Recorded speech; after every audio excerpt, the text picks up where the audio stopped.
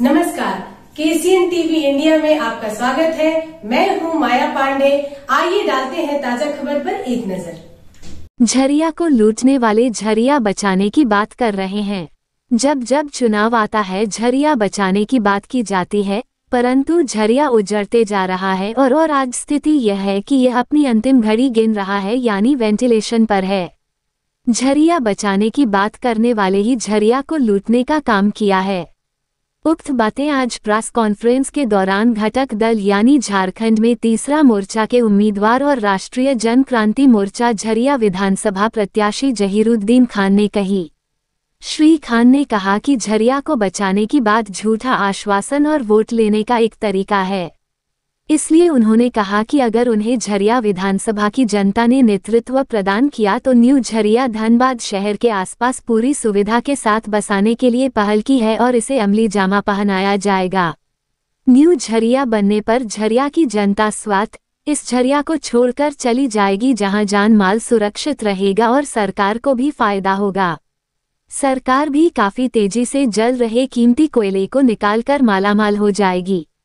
इस प्रकार न्यू झरिया बनने पर कोई विरोध भी नहीं होगा और उन राजनीतिज्ञों की दुकान बंद हो जाएगी जो झरिया को लूट रहे हैं बचाने के नाम पर।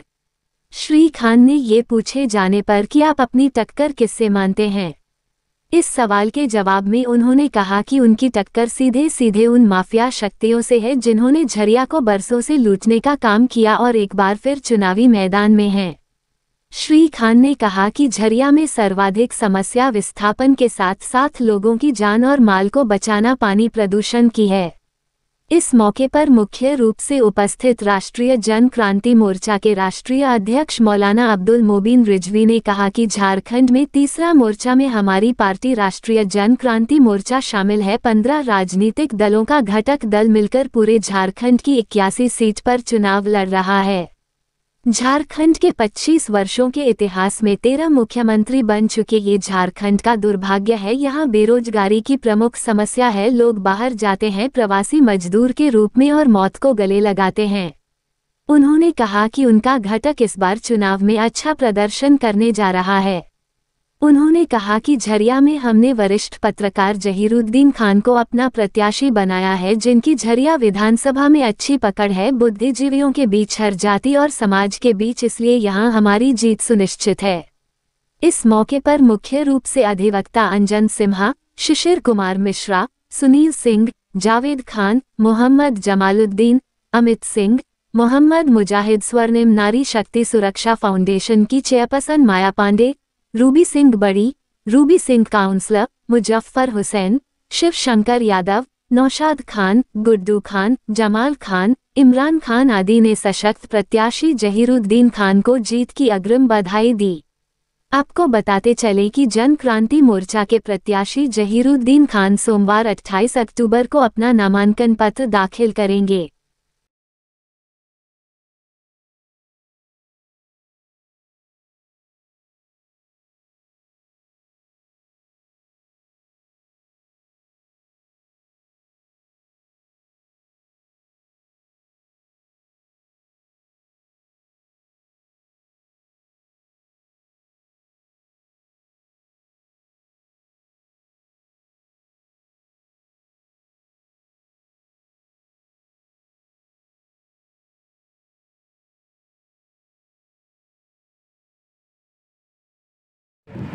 पत्रकार बंधुगण, राष्ट्रीय जन क्रांति मोर्चा के केंद्रीय महासचिव अशोक कुमार जैन साहब, अधिवक्ता मोहतरम आदरणीय अनिल सिन्हा साहब, अधिवक्ता, राष्ट्रीय जन क्रांति मोर्चा झारखंड नवनिर्माण महासभा जनमत के संयुक्त घटक दल के प्रत्याशी आली जनाब मोहतरम जहीर खान साहब, टुंडी विधानसभा क्षेत्र के राष्ट्रीय जन क्रांति मोर्चा के प्रत्याशी मोहतरमा कलावती देवी साहिबा, दर्जनों संगठन, महिला संगठन, महिला प्रकोष्ठ के हमारी बहनें जो इस वक्त यहाँ मौजूद हैं, मैं आप सबों का आदर सम्मान और आपके चैनल को का मैं शुक्रिया अदा करता हूँ। आज का प्रेस वार्ता, आज के प्रेस कॉन्फ्रेंस का लबोलवाब मकसद ये है कि हमने झारखंड नवनिर्माण महासभा जनमत के संयुक्त उम्मीदवार राष्ट्रीय जनक्रांति मोर्चा के प्रत्याशी आली जनाब मोहतरम जहीर खान साहब को झरिया विधानसभा से उम्मीदवार बनाया है। और ये हमें जानकर बेहद खुशी हुई कि जब से मैंने इनके नाम का घोषणा किया तो हमारे भावी मुख्यमंत्री, जनमत के लीडर आदरणीय सूरज सिंह बेसरा साहब भी खुश हुए और झरिया विधानसभा से हमें दर्जनों फोन प्राप्त मैंने रिसीव किया। लोगों की जो है मुबारकबादी और खुशखबरियाँ सुनने को मिला। मौलाना अब्दुल मोबिन साहब, आपने जो जहीर साहब को उम्मीदवार बनाया है, ये बहुत अच्छे कुशल व्यक्ति हैं, कर्मठ हैं, योग्य हैं, आशीर्वाद प्राप्त जो है इंसान हैं, दुआ याफ्ता जो है रहनुमा हैं और जो है मीडिया से ताल्लुक़ रखने वाले एक अच्छे सहाफ़ी भी हैं और आपके पत्रकार संघ के जो है जिम्मेदार भी। ये मुझे बेहद खुशी हुई कि ये चीज़ें, ये इतनी खूबियों का मालिक अगर मोहतरम जहीर खान साहब हैं तो ये जन जन तक इनकी खूबियाँ और इनकी अच्छाइयाँ पहुँचनी चाहिए। तो आज के प्रेस कॉन्फ्रेंस का मकसद ही यही है कि सभी घटक दल और इंडिया एनडीए सारे लोगों ने अपने अपने उम्मीदवारों का घोषणा किया है। हम लोगों ने भी जनमत की तरफ से जो है इनके नाम का घोषणा किया है। ये आम ऐलान हो जाए, इसके लिए ये मेरा प्रेस कॉन्फ्रेंस का मकसद है। आप एक बात बताइए, ये झरिया विधानसभा क्षेत्र माफिया नगरी से मशहूर है। यहाँ जो है कहा जाता है, सुना जाता है कि यहाँ करोड़ों रुपया चाहिए चुनाव लड़ने में। तो आप इस चुनाव को कैसे लड़ेंगे? ये झरिया विधानसभा क्षेत्र ये माफिया नगरी से मशहूर नहीं है, बल्कि अगर आप तारीख का मुताला करेंगे, इतिहास का अगर आप गर्दान करेंगे, इतिहास अगर आप जानेंगे तो मैं आपको बता दूं, पूरी दुनिया में कोयले का जो किस्म है, कोयले की जो क्वालिटी है, उसमें सबसे ज्यादा जो अच्छी क्वालिटी का कोयला वो झरिया का है। और आप किताबों में भी पढ़ के देख लीजिएगा कि झरिया का कालापन कोयले का जिक्र जो है अकबरनामा से लेकर के जो है कई जो है ऐतिहासिक किताबों में आपको मिलेगा। तो इसलिए हम लोग, बल्कि हमारे मौलाना भी जो है एक बड़े बुजुर्ग दुआ कर रहे थे कि या अल्लाह जो है दुनिया में हम लोगों के बीच में जो दुश्मन है उससे बचा, और जो है दुश्मनों का मुंह झरिया के कोयला से भी ज्यादा काला कर दे। तो मुझे अंदाजा लगा कि वाकई में झरिया का जो है ऐतिहासिक, भौगोलिक और जो है जो मेन है वो कोयला है। और हाँ, सवाल माफिया जो है, माफिया के ताल्लुक से मुझे उतनी जानकारी नहीं है कि कौन माफिया है, कौन जो है शरीफ है, लेकिन मैं तो सबों को जो है एक तरह मानता हूँ कि सारे अच्छे लोग हैं। और अगर कुछ भाइयों में अगर खराबी है तो हम उनके लिए दुआ करेंगे कि उनकी खराबी दूर हो जाए और वो अच्छों में हो जाए। झारखंड में कितने सीट पर आपके? झारखंड में जनमत जो है 81 सीटों पे चुनाव लड़ रहा है और जनमत यानी झारखंड नवनिर्माण महासभा तीसरा विकल्प आपके जनमत, शॉर्ट में जनमत के अंदर में 10 पार्टियां हैं। 10 पार्टी में अहम लीडरों में नाम मैं आपको बताऊं कि पूर्व सांसद कृष्णा मार्डी साहब हैं, पूर्व विधायक सूरज सिंह बेसरा साहब हैं, अधिवक्ता श्याम प्रजापति बिहारी साहब हैं। इस तरह मतलब हम लोग 10 पार्टियों के सुप्रीम को इसमें शामिल है और 81 सीटों पे हम लोग चुनाव लड़ रहे हैं। झारखंड में एजेंडा क्या है चुनाव में?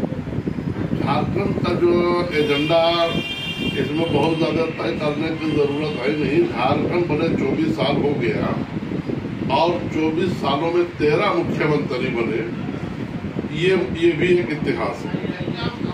झारखंड में 24 साल और 13 मुख्यमंत्री तो कहीं ना कहीं भाई खराबी है, वरना मतलब ये 24 साल में मतलब 5-5 साल आप देख लेते, 4-5 मुख्यमंत्री में जो है 25 साल हो जाता है, लेकिन 13 मुख्यमंत्री बने। इसका कारण जरूर कुछ ना कुछ, छोटी सी रियासत में 13 मुख्यमंत्री बनना, ये मतलब जो है कहीं से मतलब जो है रियासत और देश के लिए अच्छा नहीं है।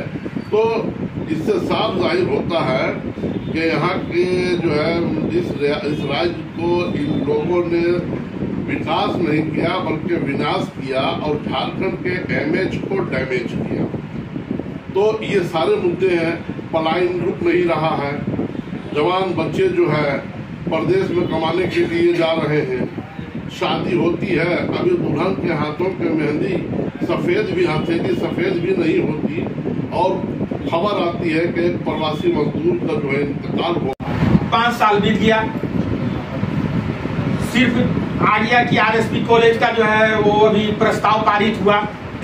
पानी यहाँ की गंभीर समस्या, उसमें भी अपने लोगों को काम दिया गया, पुराने पाइपों को तहस नहस कर दिया गया और नया पाइप जो है जमीन में धंस गया, और कितने लोग उस गड्ढे में वो मर गए। मेरे सामने यहाँ पर जहाँ पर हम लोग बैठे हैं, यहाँ भी जान गई, इस सड़क के किनारे भी उस गड्ढे से। तो ये लोग जो है कुछ नहीं कर पाएंगे, ये सब अपने लोगों को ठिका देकर और जो है वो पूरा का पूरा सरकार का फंड जो है वो हड़पने का काम करते हैं। ये पूरे तौर पर व्यवसायी हैं, ये समाज सेवक नहीं है। सर, हमारा कहना था आरएसपी कॉलेज के बारे में बात करनी। आरएसपी कॉलेज के बारे में जो है, आज आरएसपी कॉलेज का भवन यथास्थिति में बरकरार है। वो जो है आज तक नहीं धसा, बरसों से खाली कर दिया गया, उसका खिड़की दरवाजा चोरों के हवाले लग गया और आरएसपी कॉलेज को बेलगड़िया भेज दिया गया, डिगवाड़ी भेज दिया गया, यहाँ उसको भी विभक्त करके रख दिया गया, जैसा कि आम लोगों को विभक्त करके रख दिया गया है। अब इस तरह की राजनीति यहाँ नहीं चलेगी। आपको मैं बता देना चाहता हूँ कि मैं एक राजनीति व्यक्ति नहीं था, मैं एक पत्रकार था, लेकिन राजनीति में आने का कारण ये हुआ, ये भी सुन लीजिए कि मैं अपनी कलम से लिखते लिखते 1981 से मैं पत्रकारिता कर रहा हूँ। कोई अखबार नहीं बचा जिसके टेबल पर मैंने काम नहीं किया उस संपादक के रूप में। लिखते लिखते थक गया। समस्याओं का यहाँ पर अंबार है, लेकिन उसका निदान नहीं हो रहा है। इसलिए निदान नहीं हो रहा है, वो निदान नहीं करेंगे, वो जान रहे हैं कि निदान करेंगे तो फिर हमारी वो रोजी रोटी यहाँ से जो है नहीं चलेगी। वो झरिया में रहते भी नहीं है वो लोग, वो धनबाद में रहते हैं, बड़े बड़े बंगलों में रहते हैं, चमचमाती गाड़ियों से झरिया में आकर और यहाँ के लोगों को मूर्ख बनाने का और ठगने का काम करते हैं। अब मैं उन लोगों की यहाँ पर जो है माफियागिरी या पैरेलल जो सरकार है वो नहीं चलने देंगे। इसके लिए हमारी जान भी चली जाए तो मैं डरने वाला नहीं हूँ। मैं सिर्फ डरता हूँ एक ईश्वर से, एक अल्लाह से, एक गॉड से, एक भगवान से मैं डरता हूँ, बाकी मैं किसी से नहीं डरता। जी, अभी आप जो इस इलेक्शन में आप खड़े हैं, तो आप अभी जैसे आप बोले कि आप पत्रकार हैं, तो आपने पत्रकारों के बारे में कुछ सोचा होगा? जी बिल्कुल, आपका सवाल सटीक है। आप देखिए, आपके बगल में छत्तीसगढ़ है, वहां पत्रकार सुरक्षा कानून लागू है। हमने वहां का पूरा जो है वो मंगा लिया कानून का दस्तावेज। झारखंड में पत्रकारों के लिए कोई सुविधा नहीं है। पत्रकार देश का चौथा स्तंभ है। एक पिलर है, जो 4 पिलर होता है उसमें एक पिलर जो है पत्रकार भी है, लेकिन पत्रकार आज भटक रहा है। आज पत्रकारों पर हमले हो रहे हैं और पत्रकार जो है संक्रमित बीमारियों से मर भी रहे हैं। अभी जो है झरिया में भी एक पत्रकार जो है वो चले गए, प्रभात खबर के थे बेचारे, उनका इलाज सरकार नहीं करा पाई।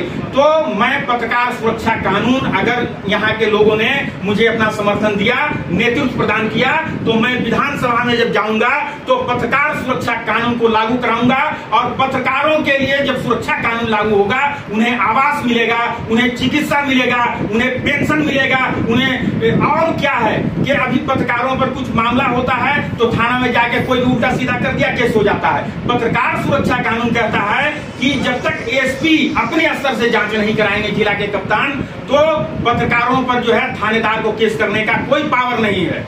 ये पत्रकार सुरक्षा कानून लागू मैं करवा कर रहूंगा। जितने भी हमारे मीडिया प्रभारी हैं और सर है तो सबसे पहले तो उनको तहे दिल से अभिनंदन करती हूँ और साथ ही साथ यहाँ जितने भी भाई बंधु महिला माताएं बहनें जो भी बैठे हैं उनको भी स्वागत है।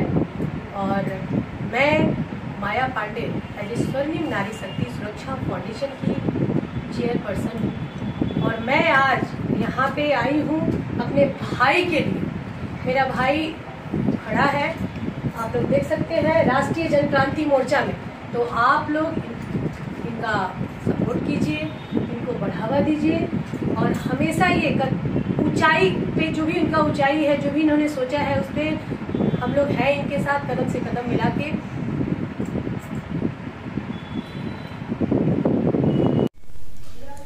आज के लिए बस इतना ही।